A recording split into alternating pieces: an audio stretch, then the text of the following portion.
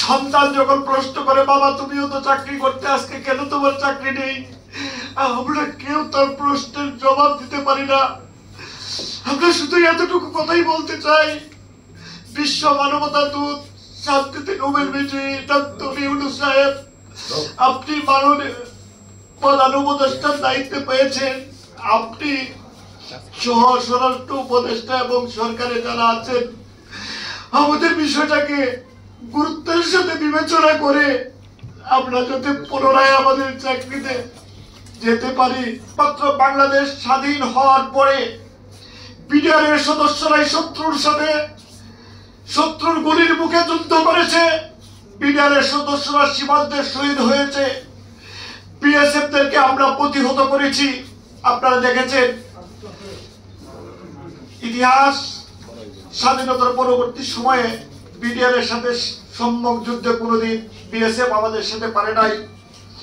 তো আমাদের এই সুশৃঙ্খল বাহিনীকে ধ্বংস করা হয়েছে। আমরা যৌবনটা সীমান্তে বিলিয়ে দিয়েছি এদেশের মানুষের জন্য।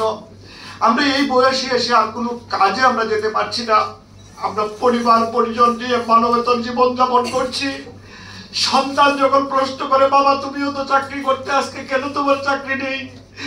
আমরা কেউ তার প্রশ্নের জবাব দিতে পারি না। আমরা শুধু এতটুকু কথাই বলতে চাই, বিশ্ব মানবতা দূত, শান্তিতে নোবেল বিজয়ী ডক্টর ইউনূস সাহেব, আপনি প্রধান উপদেষ্টার দায়িত্বে পেয়েছেন। আপনি সহ স্বরাষ্ট্র উপদেষ্টা এবং সরকারে যারা আছেন, আমাদের বিষয়টাকে গুরুত্বের সাথে বিবেচনা করে আমরা যাতে পুনরায় আমাদের চাকরিতে যেতে পারি। আমরা নিরপরাধ হয়ে জেল খেটেছি, পরিবার পরিজন নিয়ে অনেক কষ্টে আছি। আমরা যাতে চাকরিতে যেতে পারি তার জন্য একটা সুব্যবস্থা করে দিবেন। আমরা মৃত্যুর পূর্বে আমাদের পরিবারের কাছ থেকে, দেশের কাছ থেকে, জাতির কাছ থেকে, সমাজের কাছ থেকে এই কলঙ্ক মুক্ত হতে চাই। এইটি আমাদের আশা এবং প্রত্যাশা। আপনাদের সমর্থন চাই, সাংবাদিক ভাইদের সমর্থন চাই, দেশের 18 কোটি মানুষের সমর্থন চাই।